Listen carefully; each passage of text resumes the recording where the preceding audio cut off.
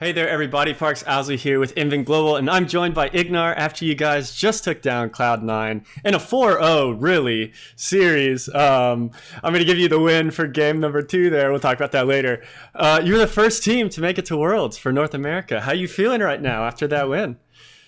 Oh, just really happy because my world game was 2K17, Yeah. and then I promised with PoE and then Jason Wildturtle that let's make world this year, and then we make it. So it's just really happy. Yeah, I was actually going to bring up, the power of evil synergy later on, but you brought it up now. What has it been like playing with him, and what is it about you and him that just keep making it to Worlds and showing up big? I don't know. To be honest, it's basically just I think both are kind of good player, maybe like, Yeah. not bad, and then like okay, maybe just okay player, but we have good synergy together. Like even we talk, but we just feeling it in same time. So we Mhm. just go together, we just fight together. So that's I think most huge. So I think just synergy is really huge with him. Yeah. Well, I mean, I think it definitely showed obviously in the series. It has shown in history. So it's really exciting to get to see you all play together at Worlds too. Um, I want to ask first before we go on, what happened in game 2? Because that game was an easy win. It looked like from what you guys had done, and then the Drake, obviously you lost that fight, and then you lost the next fight after that. What happened there? What was the conversation like? I think it was just we lost our. Uh, I don't know. I just feel like we just made one mistake and then just we made chain mistake like Yeah. this. So I think that was huge. But I knew we didn't play that bad. So if we just focus, then we're gonna just win today. So Hmm. I think game 2 was just unlucky in my opinion. Yeah. You didn't get too nervous or anything after that? Yeah, everyone was totally fine, and then everyone was just saying like we can beat them. Enemy is trolling like this. Yeah. So I want to talk a little about you and your play style. I think it's really fun to watch personally. It's a different play style than some of the supports have. Obviously, you talked about Vulcan played Yumi every single game. That's like the opposite of what you like to do, where you're roaming, you're playing hook champions, you're playing recon and engaging. Um, so why do you choose to play like that? And what advantages do you feel like you have as a support player who's so big on engaging and stuff? At the first, like I like this play style more than defense enemy plays because personally I think I'm better on this play style. I'm not saying I cannot play defensive, but in my opinion, I think just attack enemy first is better than defense enemies attack. Hmm. That's why I play, and then I think, and then also, if I play like this, it's more fun to watch. Also, it's more easier to win. Like I just like both. That's why I play like this. Yeah, it's definitely more fun to watch than the Yumi, which is so frustrating. So you also, I don't know if they've updated the stat, but I think it was 2 weeks ago or maybe 3 weeks ago. They said on the broadcast that you have the lowest time spent in lane. In the bot lane as a support, and I actually talked to Wildturtle about it, and I asked him. He was like, "Yeah, I don't know. He's just always leaving me, just leaving me alone." So, do you feel bad when you're making these roams? You're just leaving this guy down there to play 1v2? To be honest about that, I think it's true, but also I think kinda enemy like many NA support or just AFK in lane. That's why my stats are looks like extreme. Yeah. But also I think this playstyle is best. Like not best, but really strong to win. I don't know about the whole region, but like in this, especially in this region. Mm. So we just practice it, and then and also Jason is really smart about the games, so he don't die.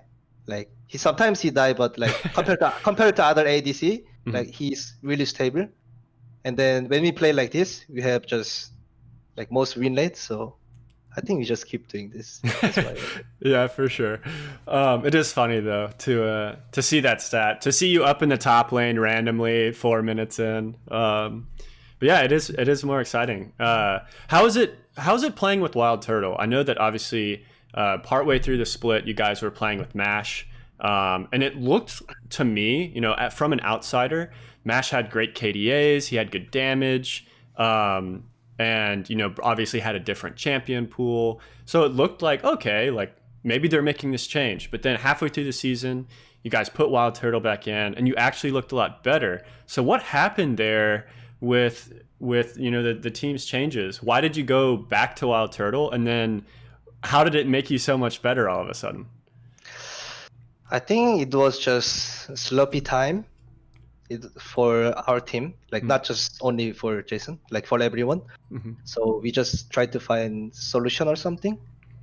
But like finally, end up we found the answer. And also I just want to shout out like Jason mentality, like Wildturtle mentality. I think his mentality is like one of, how do I say, positive, like great. Yeah, sure. Mentality Yeah. in real life. So even he get kind of benched, like he don't get sad at all. Like he just think, oh, I just play better, so I can come back like this, But I know many players, if they get benched, like they just depress, maybe just 1 week break, like even, or they just retire like this, But he never give up. He play so much solo queue. He's so try hard in solo queue, like try hard in scrims as well. So I think it was biggest. Yeah. Well, it definitely has paid off. You guys look really strong right now. And he had a great series last week, and he had a great series this week. And that was against Sven, who I think got, the first All-Pro. You were calling out Vulcan after the game. Vulcan got, he beat you in like the whole voting thing or whatever, and you like threw up the Yumi thing. Do you feel like you are kind of making some rivalries and stuff now that you're in NA? To be honest, I really hate being toxic tweet or like toxic hate, like how you say, like behavior to enemy after win. Like before game, if you do, I don't care, because if you lose the game, like you look like clown, But if you do after that game, it seems so bad in my opinion. But I feel like C9 doing this so much, so like in my team, we just want them to punish like this, like me, So that's why I wanted to do. Well, it was really funny. So, I think that's a good point. Yeah, Cloud9 probably deserves it. So, so you guys were 0-7 against them this year, coming into this series, and then even last year they only won 1 game and they lost 3. So in the last like 2 years, the record was 1-10. And now today, either it was 3-1 or 4-0. It's kind of hard to tell. But what happened in this series? What happened in the last like 2 or 3 weeks that turned it around completely? I think we just really focus on our draft and then just how we stable the game, because I think C9 is kind of flip a lot in the game, in early games. So we just practice against C9 especially. Like, what should we do? What should we pick like this? So that was biggest thing, I think. Yeah. Like, just prepare. Yeah. Okay. And then finally, you guys will have either Team Liquid or Golden Guardians next week for the finals. Who do you expect to win that game? And then do you expect to be the first team at the end of the whole playoffs? I think TL has 70%, GGS will is 30%, so more like TL. And also, I think we can be first place team in LCS. Like last split was we were second, so this time maybe we're first. I just hope we get better than last time. Yeah, for sure. Well, best of luck. Let's see. I don't think I had anything else. Actually, wait, no. I have one last one. This one, it's a little troll. But both Santorin and Power of Evil made the like top 10 list for the MVP on the whole voting thing. Okay. Which one, if you had to choose if it came down to the two of them and they said, IgNar, we need your help, which one of these players is the LCS MVP? Who would you pick? So who is Lucas or PoE? Who is MVP? Yeah. I think both are good, but I think it's PoE because for our team DPS, if you watch DPS, like PoE is doing a lot of damage, like usually consistently. So I think PoE, in my opinion. Yeah. All right, sounds good. Got to go with the old teammate too. It's only fair. Cool. Thank you so much. Anything that you want to say to FlyQuest fans now that you're heading to Worlds? Any last words?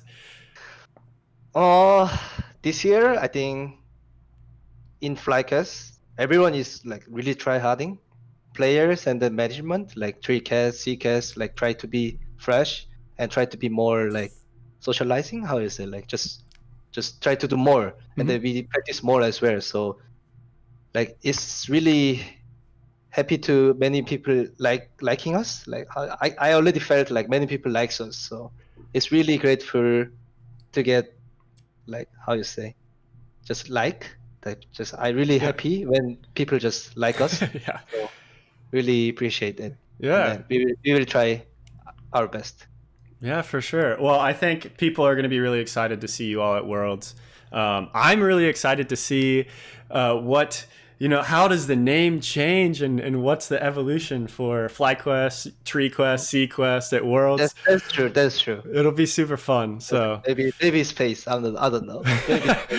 There we go. Well, thank you so much, IgNar, for talking. Best of luck next week and your future match. And I'm excited to see you at Worlds. And thank you all so much for watching, and we'll catch you next time.